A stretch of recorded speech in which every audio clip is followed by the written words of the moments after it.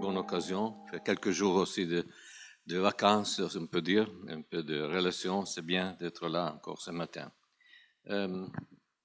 J'aimerais bien, avant de partager ce que j'aime partager, j'aimerais bien faire une chose ensemble avant de tout.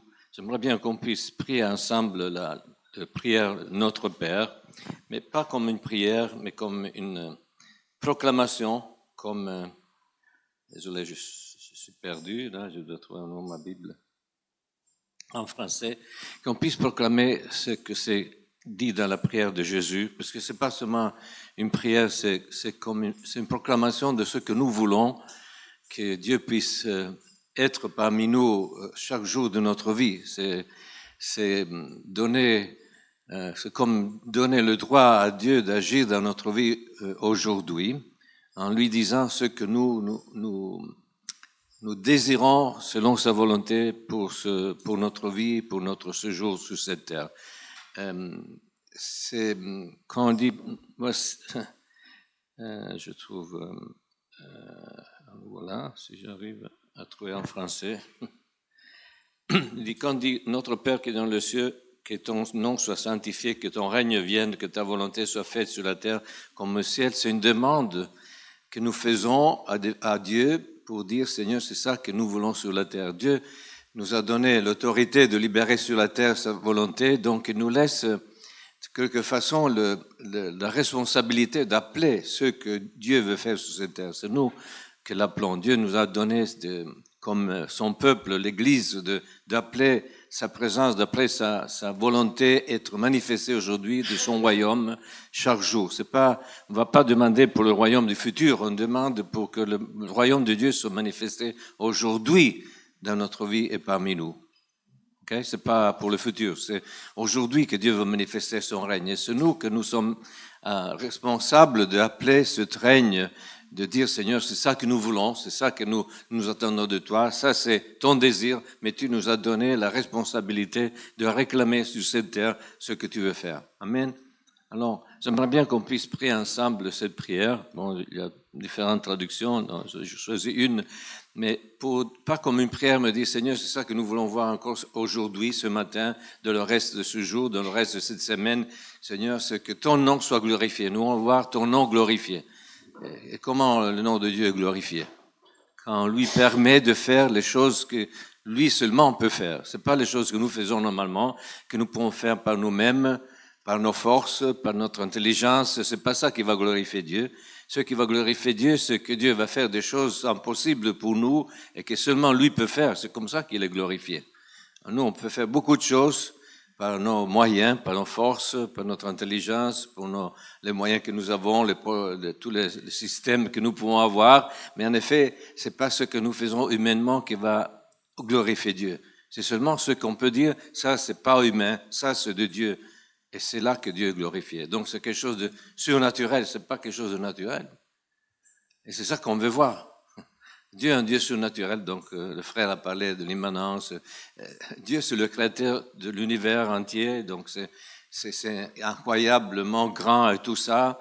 Et c'est surnaturel qui est dans le ciel que Dieu veut libérer sur terre. Et c'est nous que nous voulons, que nous le voulons, que nous le désirons, que nous le réclamons sur cette terre, pour que son nom soit glorifié. Dieu dit, les enfants que je crée pour ma gloire. Donc, nous sommes là pour manifester sa gloire, pour lui donner la chance, l'opportunité de faire des choses que seulement, qui peuvent être seulement reconnues comme les siens. Et c'est ça qu'on va, c'est un peu le sujet de ce matin. Mais j'aimerais bien qu'on puisse réclamer ça encore ce matin, dans la façon que Dieu veut le faire.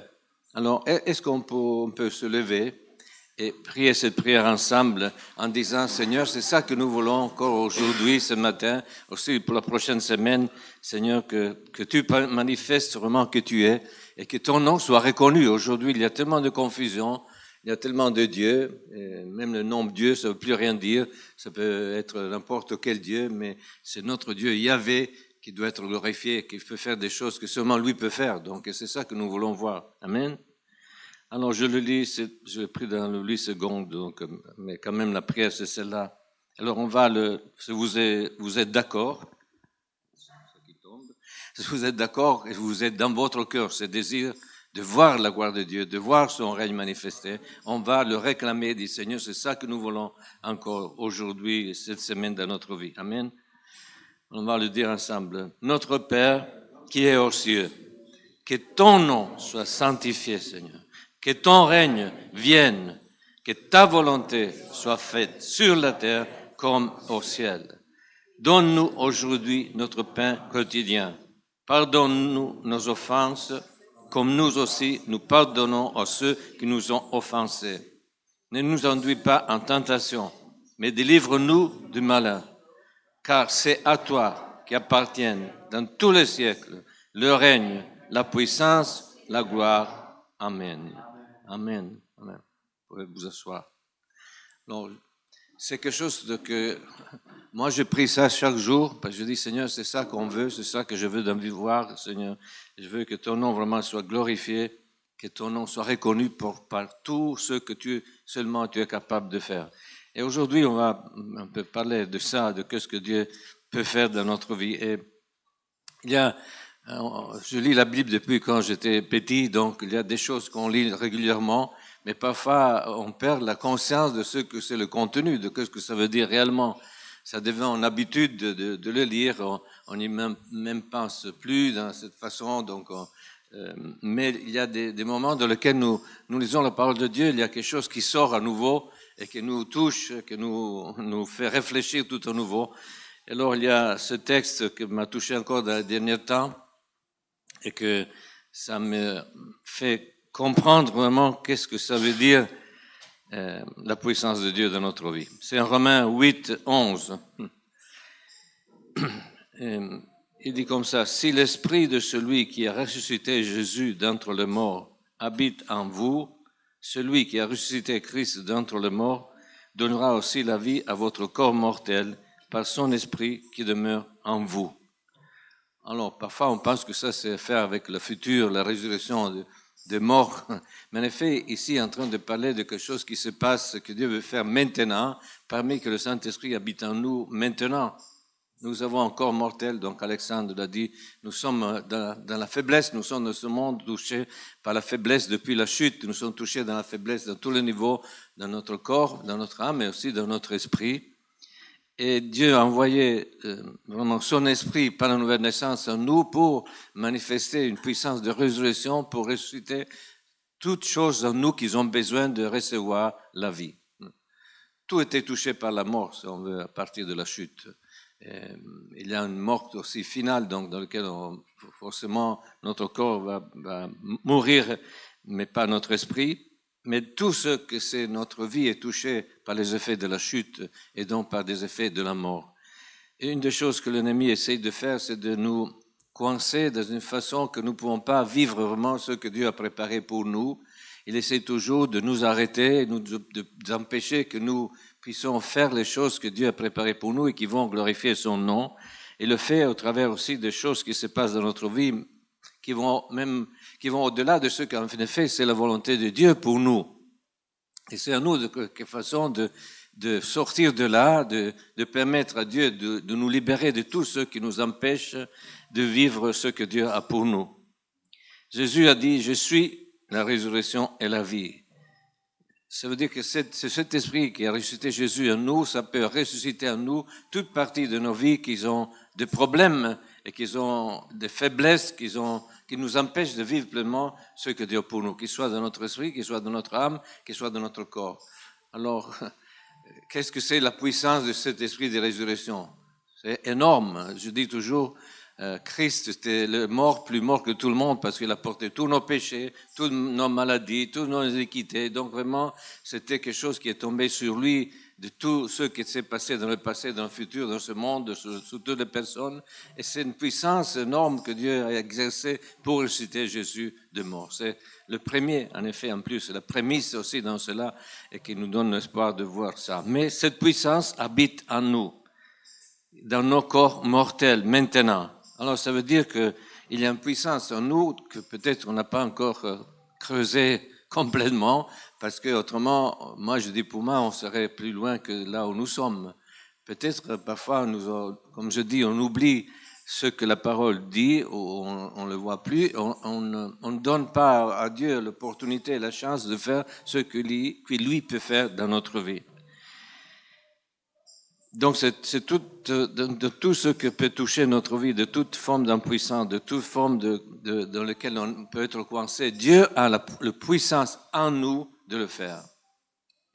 Il faut, c'est comme Dieu doit nous réveiller à nouveau cette conscience de ce que la parole dit. Parce qu'on ne vit pas forcément par cette conscience parfois. C'est pas vous, mais parfois on oublie, on vit normalement, comme c'est tout normal ce qu'on vit. Quand Dieu dit, non, il y a une puissance en toi qui peut changer les choses, et nous ne sommes même pas conscients de ça.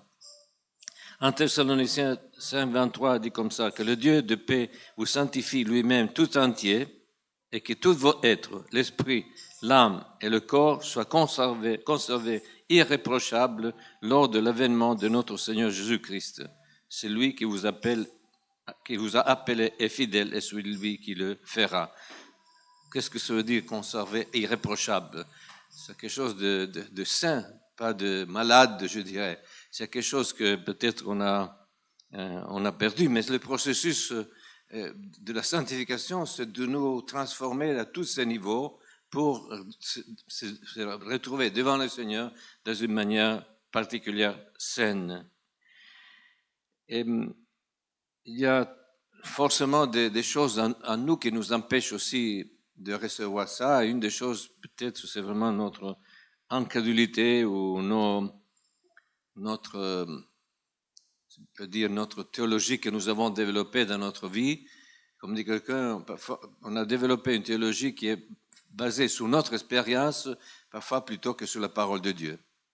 Depuis qu'on ne voit pas certaines choses, alors on a trouvé une théologie qui justifie le fait qu'on ne les voit plus. Moi, j'ai grandi comme ça, j'ai grandi dans un contexte dans lequel les miracles, c'était juste pour le temps des apôtres. Après, on n'a plus besoin de ça. Satan a fini de travailler, était vaincu, donc il n'y a plus de démons, il n'y a plus d'esprit. Bon, la vie est belle, donc. Mais en effet, c'était pas comme ça. C'était pas belle du tout, quand même. Donc, nous avons besoin de retourner je pense, à une révélation de ce que Dieu est capable de faire et que c'est la puissance de résurrection. C'est ça que je parlais. Il y a dans la parole de Dieu des exemples qui nous montrent qu'est-ce que Dieu peut faire de cette puissance de résurrection. Il y a une image de l'Ancien Testament, Ézéchiel 37, qui parle de ça, qui parle du peuple d'Israël, qui était en exil, on le voyait même plus comme c'est passé des dernières 2000 années jusqu'en 1948.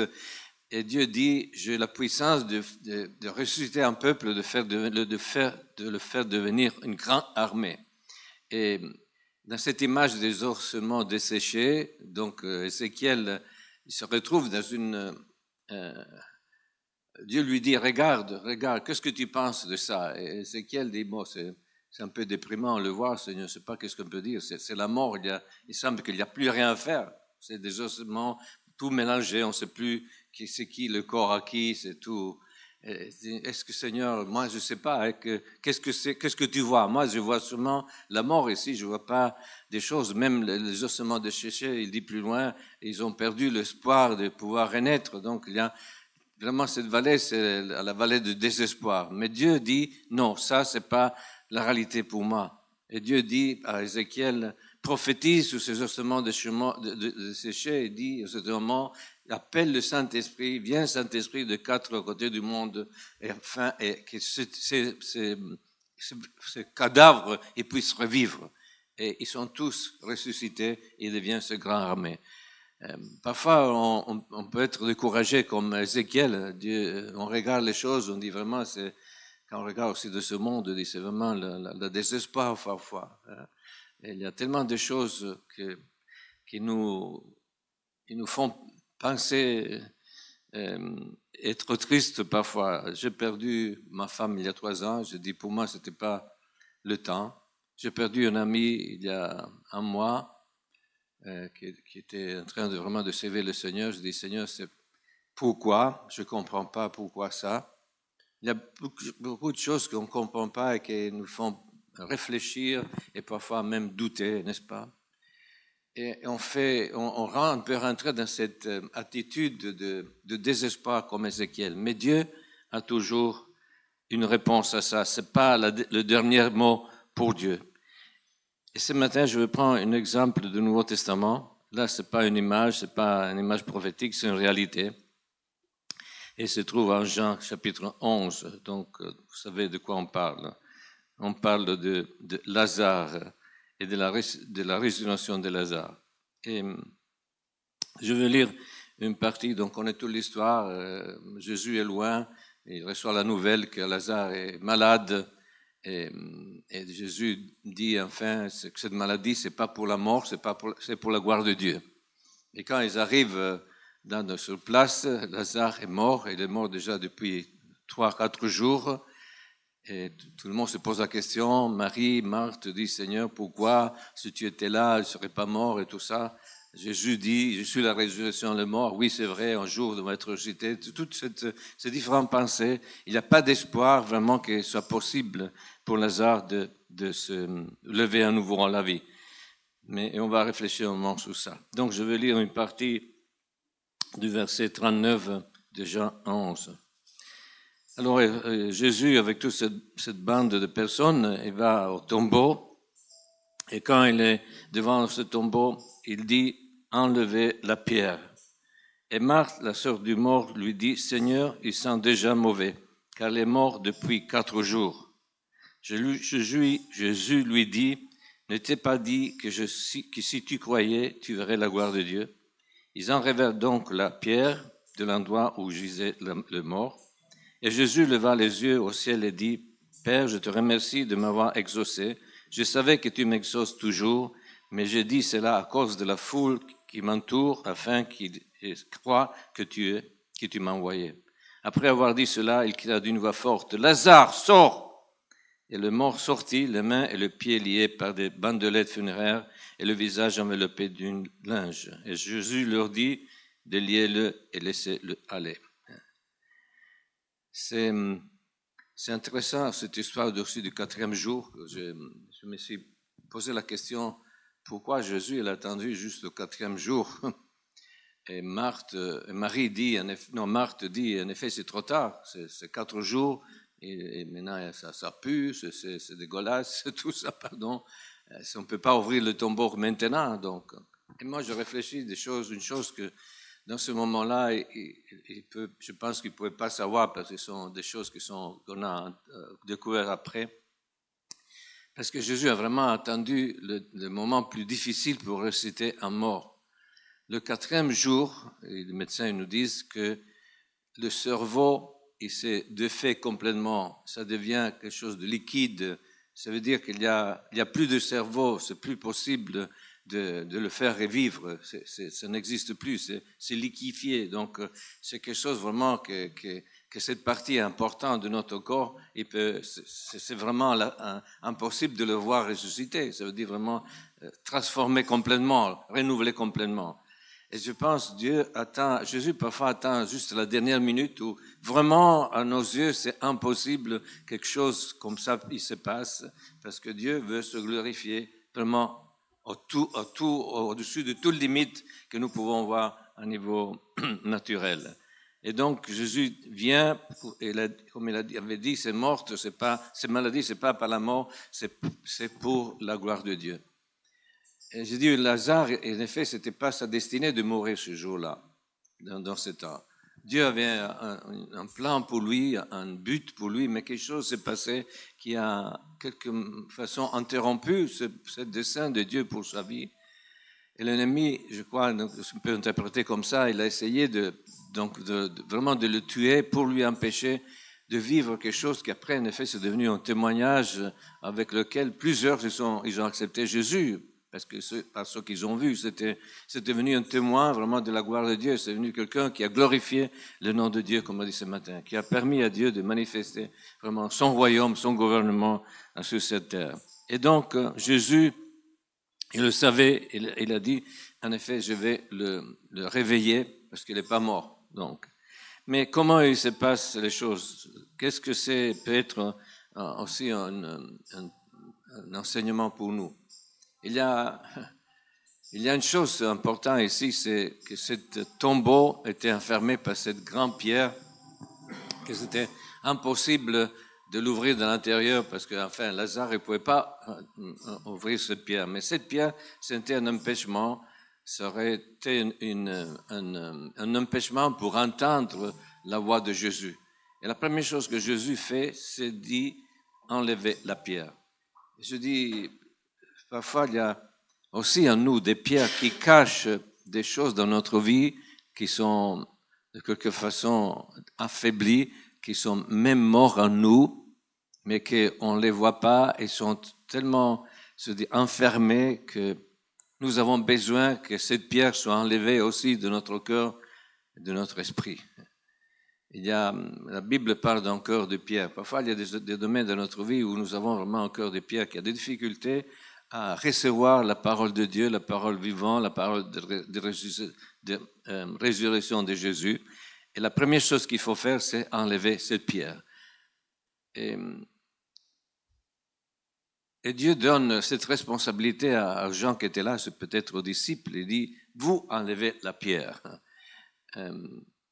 C'est intéressant que aussi dans notre vie, parfois, nous avons besoin de quelqu'un qui nous aide à enlever cette pierre, parce que parfois nous ne la voyons pas, nous ne sommes même pas conscients de qu'est-ce qu'il y a derrière, et nous avons besoin de quelqu'un qui vient et qui, selon le conseil de Jésus, puisse nous aider déjà à la reconnaître, cette pierre, et l'enlever, afin que cette partie de notre vie puisse entendre la voix de Jésus qui dit maintenant, Lazare, sort.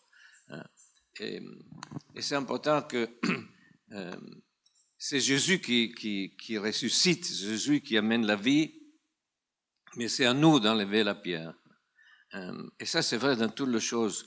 Nous n'avons pas le pouvoir de faire ce que Jésus seulement peut faire. Dieu nous donne la possibilité d'aider à déplacer cette pierre, enlever les blocages qui nous empêchent de recevoir la vie de Jésus, mais c'est lui qui va ressusciter et c'est pas nous.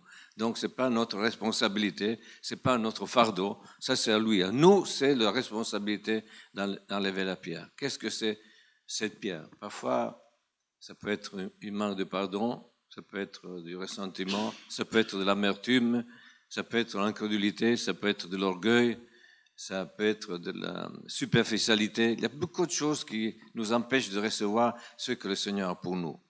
Lui, il a préparé ça. Donc, Jésus était là pour ressusciter Lazare, mais il y avait un empêchement, c'était cette pierre qui devrait être enlevée. Et pour nous, parfois, c'est la même chose. Et Dieu nous invite à faire le premier pas et dire, Seigneur, s'il y a quelque chose dans ma vie que je n'arrive pas à libérer, que je n'arrive pas à te donner la possibilité de libérer, Seigneur, je veux enlever cette pierre. On le sait qu'il y a quelque chose on est conscient de quelque part qu'il y a quelque chose qui ne marche pas comme il faut.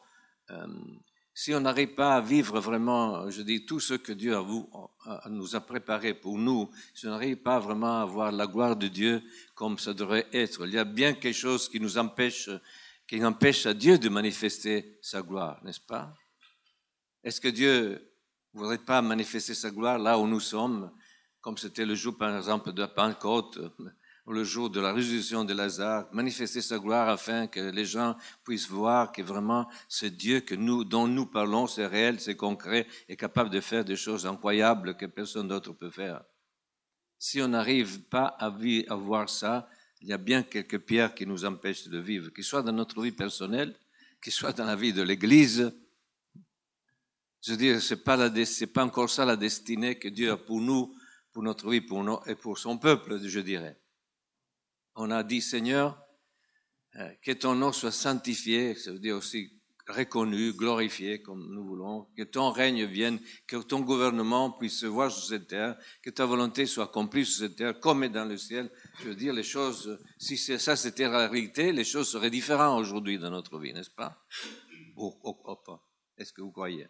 Moi, je ne crois pas que ça, c'est ce que Dieu a pour vous, pour nous. Je pense qu'il y a quelque chose qui coince. Moi, je ressens parfois des choses qui coincent dans ma vie et je n'arrive pas vraiment à mettre le doigt sur ça et dire, Seigneur, montre-moi qu'est-ce que c'est cette pierre qui m'empêche de vivre pleinement ce que tu as pour moi. Parce qu'enfin, ça c'est ma responsabilité et ça, c'est aussi la responsabilité du corps de Christ qui est autour de moi de m'aider à sortir cette pierre. et la déplacer. Parce qu'après, alors Jésus, je peux entendre la voix de Jésus qui crie à moi, qui dit, sors Lazare. Moi, j'ai besoin d'un certain domaine de sortir comme Lazare. L'Église, en général, a besoin de sortir de ça et vivre vraiment ce que Dieu a pour nous, n'est-ce pas? Parce que Dieu doit être vu, c'est pas seulement prêcher, c'est pas question seulement de prêcher la parole de Dieu, c'est de manifester la parole de Dieu. Dit Seigneur, c'est là que ça coince. Alors, c'est où la pierre? Montre-nous cette pierre.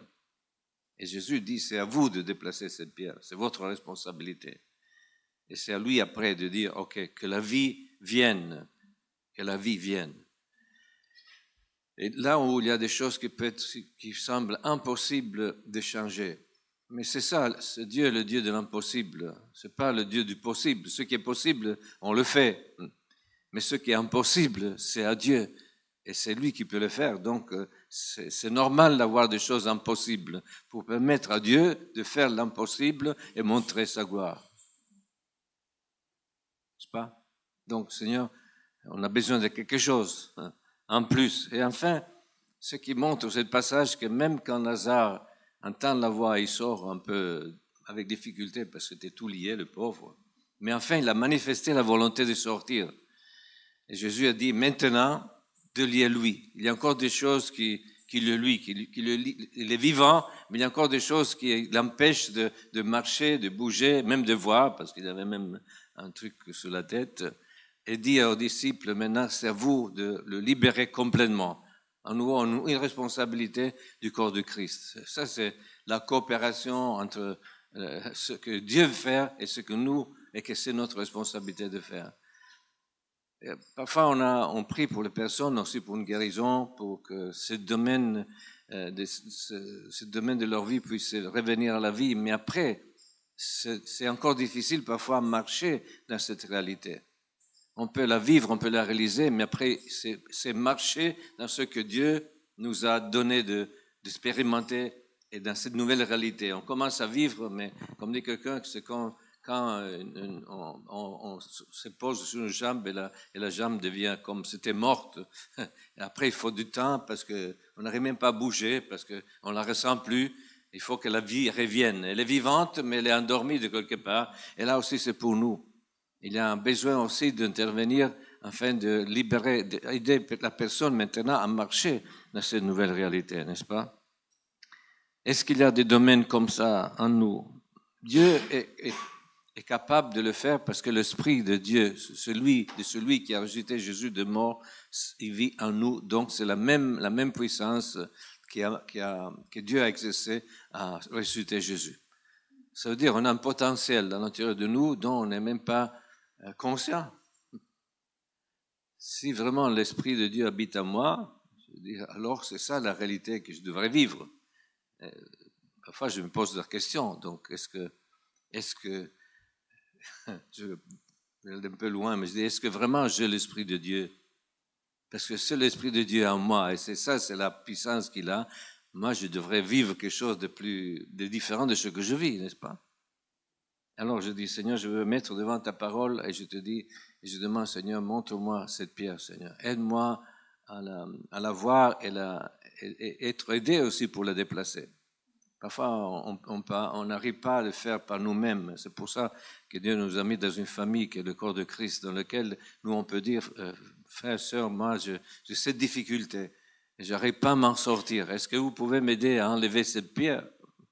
Et c'est normal, ça devrait être comme ça. Moi, je l'ai vécu aussi avec le deuil pour ma femme. Je n'arrivais pas à m'en sortir par moi-même. Il y avait quelque chose qui m'empêchait de sortir du deuil. Et je dis, Seigneur, bon, merci Seigneur qu'il y a des frères et sœurs qui ont aussi des ministères pour ça et qui peuvent m'aider à reconnaître cette pierre et la déplacer, afin que tu puisses me redonner la vie. Ça, c'est la vie de l'Église. Ça, c'est la vie du corps. Amen. Et bien sûr, il y a beaucoup de doutes comme Marthe. Marthe, C'est quelqu'un vraiment de très pratique. On la connaît parce que quand la première fois qu'on le voit, Marthe était toujours en train de faire des choses pratiques dans la maison. Marie était au pied de Jésus. Donc c'est quelqu'un de très pratique. Donc il est mort, Seigneur, c'est impossible. Tu devrais être là avant. C'est devenu trop tard. Maintenant c'est possible. Il y a tous des raisonnements comme ça qui parfois nous empêchent d'aller plus loin et de permettre à Dieu d'agir et de faire ce que seulement lui est capable de faire.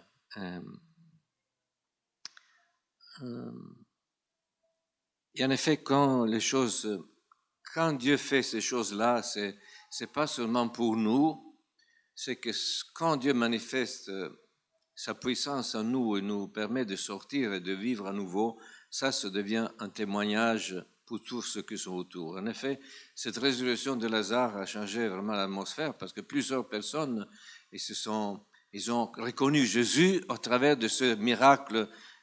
Et même plusieurs, ils venaient à voir Lazare pour voir celui qui était ressuscité, pour voir vraiment que c'était une réalité qui les touchait.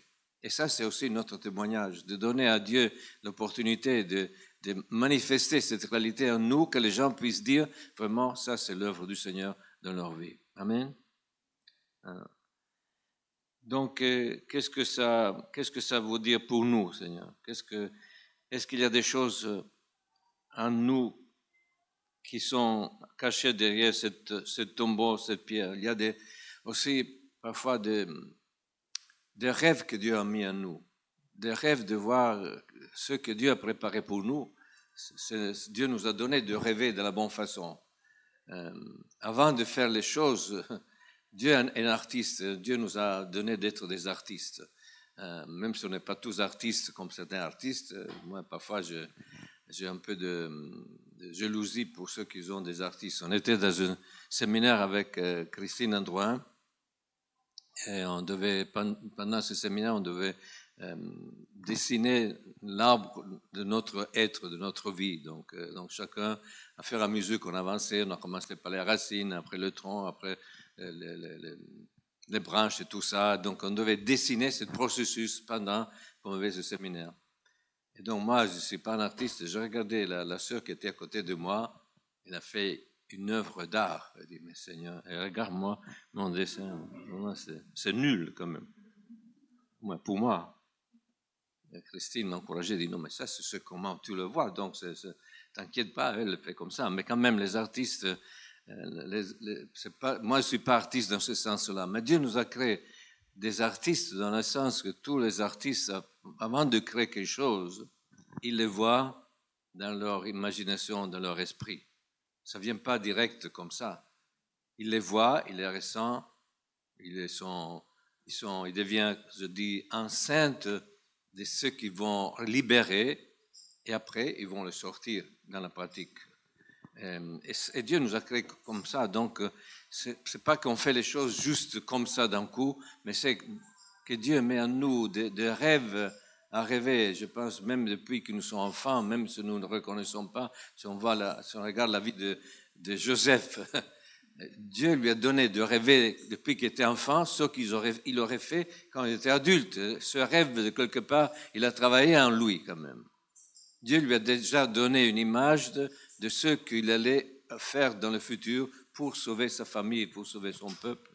Et je crois que Dieu a mis en nous des rêves comme ça, quelque chose que Dieu, c'est une passion que Dieu nous a donnée pour exprimer le projet, le but que Dieu a pour nous. Dieu veut qu'on puisse le vivre, qu'on puisse le vivre de l'intérieur. C'est pas qu'on fait parce que Dieu dit tu fais comme ça et nous on est des marionnettes qu'on le fait. Non, Dieu veut qu'on puisse être engagé dans ce projet que Dieu nous donne, qu'il soit comme c'était à nous même. Dieu nous le donne et nous le vivons comme c'était notre rêve, même si c'est le sien. Et parfois ces rêves, ils sont cassés par différentes raisons de la vie. Et c'est dommage. C'est dommage que ces rêves puissent mourir. Et parfois, on n'arrive pas à les vivre. Moi, j'ai des rêves depuis longtemps. Et je dis, Seigneur, donne-moi encore le temps de les voir, ces rêves, se manifester. C'est des rêves que c'est toujours dans l'intérieur de moi, qui m'a toujours passionné. Je ne vous dis pas ce que c'est, mais c'est à moi. Et je dis, Seigneur, je veux juste une partie de ce rêve, mais je n'ai pas encore vu l'accomplissement de ce rêve. Et c'est un rêve, pas pour moi, c'est pas une Ferrari que je rêve, c'est pas ça, même pas une Maserati parce qu'il n'y a plus, donc c'est fini. Donc malheureusement, mais c'est quelque chose qui c'est pour la gloire de Dieu, que j'aimerais bien le vivre avec lui, me réjouir avec lui, avec ceux qui va rendre gloire à lui. Et parfois, il y a des choses qui se passent dans notre vie, comme c'était pour Lazare, c'est comme si son rêve était mort. Il n'avait plus d'espoir, donc. Mais il y avait encore des choses que Dieu voulait faire avec lui. Et c'est la même chose pour nous. Et ces rêves, parfois, c'est comme s'ils sont morts. On arrive à un moment où on dit, bon, c'est fini, tant pis. Il y a un autre exemple dans la Bible, c'est Zacharie et Élisabeth. Ils auraient bien aimé avoir un enfant, mais ils étaient vieux, ils ne pouvaient plus avoir d'enfant. C'est fini. Plus d'espoir. Donc, on fait ce qu'on doit faire. Ils faisaient les choses vraiment pour Dieu comme il faut. Mais quand même, il y avait un regret de quelque part. C'était même une honte de ne pas avoir d'enfant. Et donc, quand c'était vraiment impossible, Dieu vient et change tout. Il dit, je vous donne un enfant et ça va être un enfant spécial. Peut-être pas ce que vous attendez vraiment, mais ça va être quelque chose de spécial pour moi et aussi pour vous. Et donc, il n'y a jamais un moment dans lequel on peut dire c'est fini. Pour Dieu, c'est jamais fini. Il y a toujours un temps. Dieu dit aujourd'hui, si vous croyez, c'est possible. Aujourd'hui, il peut le faire, comme c'était pour Lazare. Et je crois que c'est quelque chose que Dieu veut faire encore dans notre vie, même aujourd'hui. Est-ce qu'il y a quelque chose que nous ressentons qui est mort en nous de quelque part? Et peut-être nous avons même renoncé à croire que ça peut changer. Ça peut être quelque chose aussi dans notre esprit, ça peut être quelque chose dans notre âme, ça peut être aussi dans notre corps, comme une guérison. Est-ce qu'il y a quelque chose d'impossible pour Dieu? C'est l'esprit de celui qui a ressuscité Jésus du mort et en nous. Il faut s'ouvrir. Moi, je dis pour moi, il faut s'ouvrir à nouveau à ce que c'est la réalité de qui Dieu est pour nous. Et il ne faut pas voir les choses selon l'expérience que nous avons dans notre vie, même dans la vie de l'Église en général. On s'est éloigné de ce que c'était au début, de quelque part. Et parfois, on justifie ça, comme je dis avant, avec nos théologies, et on croit qu'en effet, on ne peut plus voir les choses qui s'est passées à ce moment-là, aujourd'hui, mais ce n'est pas comme ça pour Dieu. On doit retourner aux racines. On doit retourner aux racines de ce que Dieu nous a donné dans l'Évangile, n'est-ce pas? Celui qui a ressuscité Lazare, qui a ressuscité le fils de la veuve, celui qui a ressuscité le fils de Jairus, comme on dit en français. Donc c'est le même aujourd'hui. En plus, il habite en nous. Ah, Seigneur. Dis, mais qu'est-ce que ça veut dire, Seigneur? C'est le même Jésus, par son esprit, habite en nous. Qu'est-ce qu'on devrait voir, expérimenter? Alors on ne peut pas rester dans le tombeau. On dit, Seigneur, nous voulons sortir de ce tombeau. Parce que on est vivant, mais on n'est pas vivant de quelque part. Il y a quelque chose qui nous coince. Et Dieu dit, est-ce que vous voulez sortir de là? C'est à nous de prendre la décision, n'est-ce pas? Et on peut l'expérimenter encore aujourd'hui. C'est pas que Dieu va peut-être résoudre toutes les choses dans un jour, mais c'est comme rentrer dans une nouvelle perspective, dans une nouvelle attitude envers lui, une attente de quelque chose qui peut vraiment changer notre vie et changer là où nous sommes autour de nous.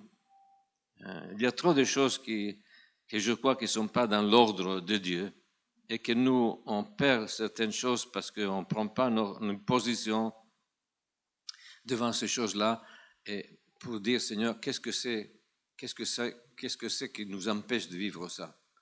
Moi, la routine, pour moi, ça me détruit. Je veux dire, j'aime pas la routine. Dieu nous a pas donné une vie de routine. Dieu nous a donné une vie de changement et de processus, de progrès. Il dit, Seigneur, on ne vit pas vraiment complètement ce que Dieu veut pour nous pour vivre. Et c'est pas à nous c'est pas à lui de commencer à le faire. C'est à nous de dire, Seigneur, je crois, je vais sortir de là. Seigneur, que tu enlèves cette pierre, Seigneur. Aide-moi à lever cette pierre, Seigneur. Donne-moi le désir d'enlever ce qui m'empêche de voir déjà comme les choses sont pour toi, afin que je puisse les voir comme tu les vois. Rentrer dans ta perspective, donc pas dans la mienne. Oh, il ne faut pas s'attendre, bon, c'est normal, tout va bien, donc il ne faut pas s'inquiéter, on fait les choses qu'on peut faire. Moi, je dis, Seigneur, c'est pas forcément comme ça, c'est quelque chose qui doit changer, et c'est nous de dire, Seigneur, nous, on a la possibilité de dire, Seigneur, je veux enlever cette pierre, Seigneur. Aide-moi à déplacer cette pierre. C'est une grande pierre, ce n'est pas quelque chose de facile, mais le Seigneur nous aide à travers aussi de la famille dans laquelle nous sommes entourés. Je vais lire encore ce texte, après on va terminer. Je pense que c'est une parole aussi pour nous, à niveau personnel et à niveau de l'Église en général. Et c'est en Ésaïe, chapitre 40. Et je crois que Dieu veut libérer à nouveau cette voix aujourd'hui. Il dit, une voix crie dans le désert, préparez le chemin de l'Éternel. Aplanissez dans le steppe une route pour notre Dieu. Que toute vallée soit comblée, que toute montagne et toute colline soient abaissées, que le lieu accidenté devienne un terrain plat et le lieu raboteux une plaine. Alors la gloire de l'Éternel sera révélée et toute chair la verra ensemble, car la bouche de l'Éternel a parlé. Une voix crie, préparez dans le désert le chemin de l'Éternel. Aplanissez dans la steppe une route pour notre Dieu. Ça, c'est une autre traduction. Que toute vallée soit comblée, que toute montagne et toute colline soit abaissée, que le lieu accidenté soit aplani. Alors la gloire de l'Éternel sera révélée et tout le peuple le verront ensemble, car la bouche de l'Éternel a parlé. Et en effet, ce qu'il a fait Jean-Baptiste, c'est ça. C'est que son appel, c'était d'enlever les pierres dans la vie du peuple d'Israël pour voir Jésus et le reconnaître quand il serait venu. Pas tout le monde était prêt, mais ça c'était son but, enlever tout ce qui rendait impossible. Et une des choses, des principes qu'il y a là, et que c'est un principe valide aussi encore pour aujourd'hui, qu'est-ce que c'était le méthode, si on peut dire, de Jean-Baptiste pour faire ça? C'était amener les gens à la repentance. Qu'est-ce que c'est la repentance? C'est pas seulement se repentir de péché, mais c'est de changer notre mentalité et notre perspective et d'être ouvert à quelque chose qui est nouveau et pas selon notre désir. Donc ceux qui n'ont pas accepté Jésus, c'est que Jésus n'est pas rentré de la façon qu'ils attendaient. Ils attendaient le roi qui vient le libérer du peuple romain. Jésus était venu pour un autre but.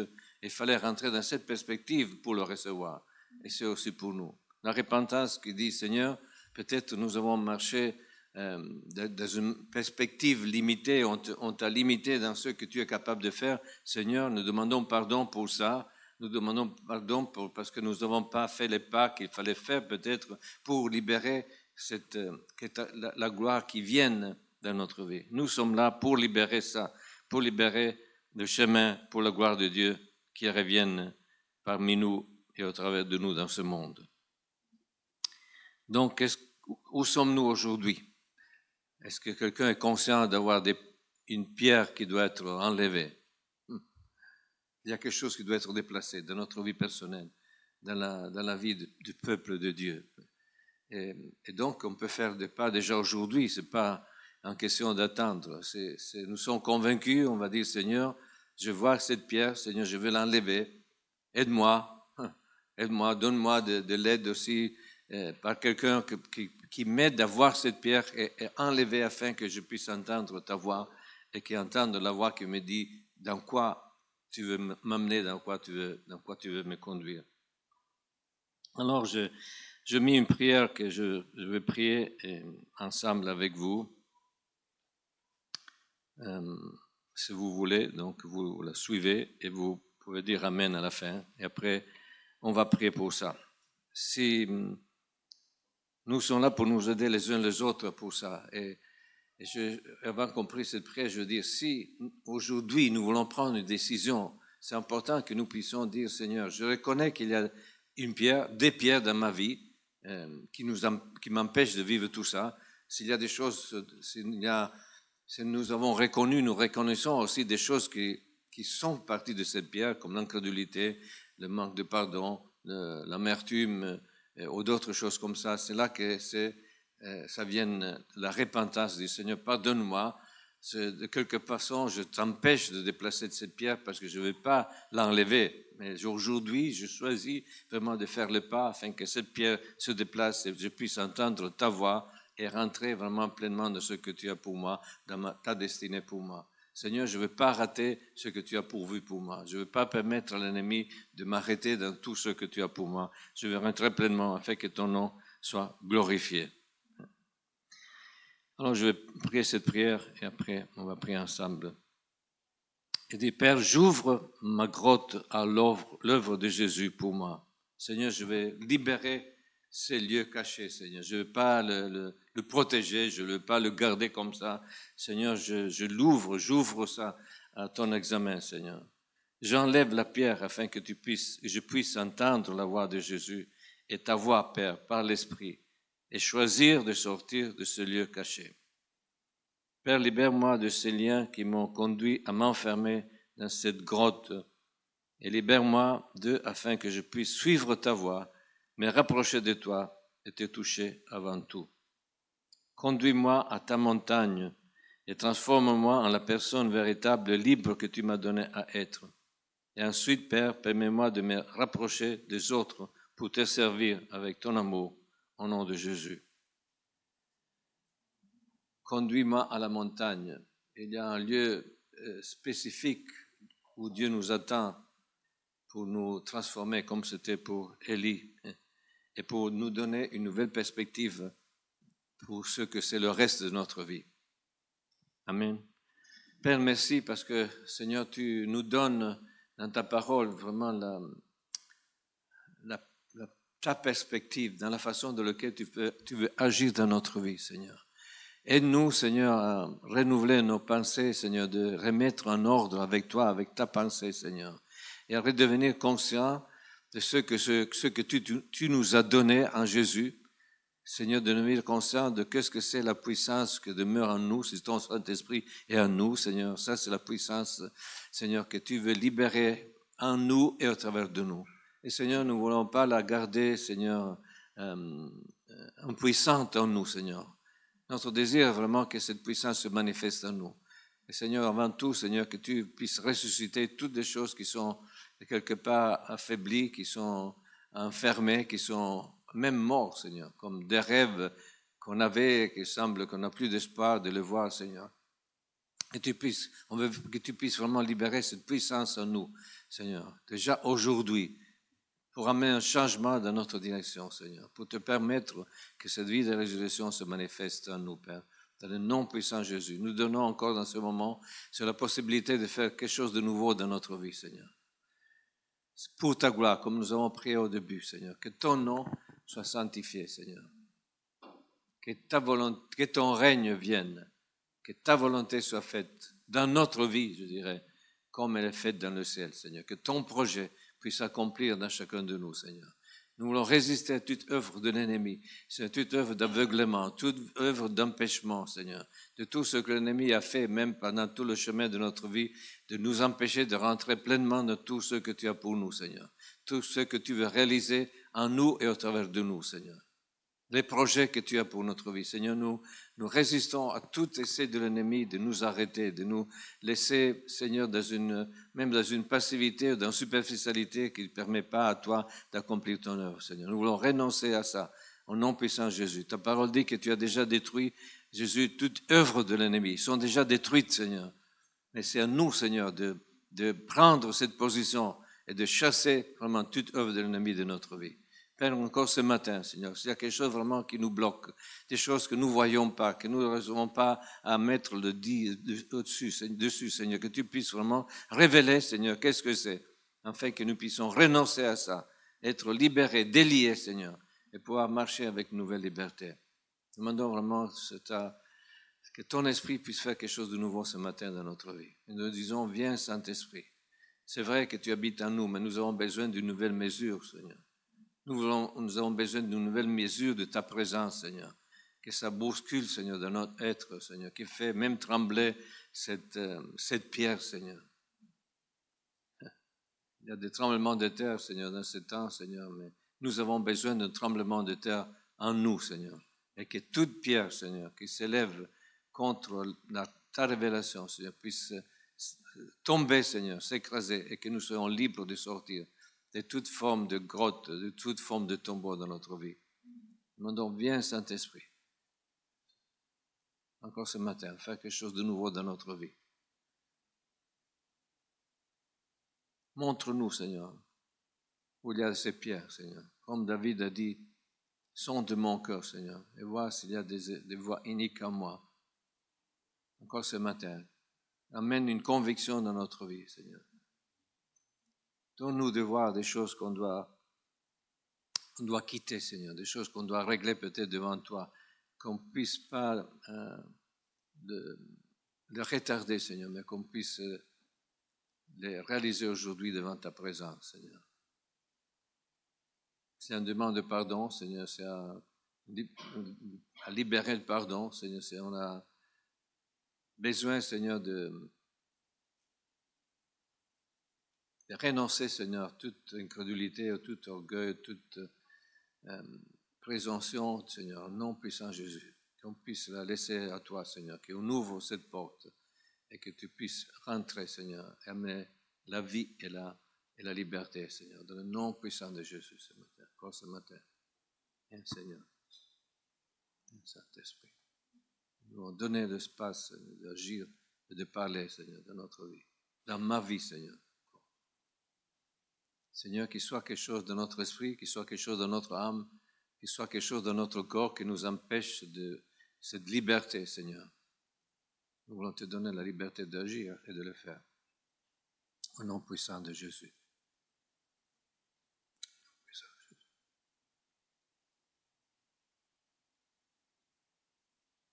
Seigneur, donne-nous une nouvelle responsabilité, pas seulement comme individu, Seigneur, mais aussi comme ton peuple, ton Église, Seigneur.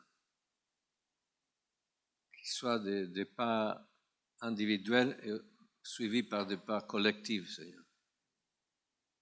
Qui nous donne une révélation personnelle, mais aussi une révélation de ce que tu veux faire par ton peuple, par ton Église encore aujourd'hui. Merci Seigneur. Merci Seigneur.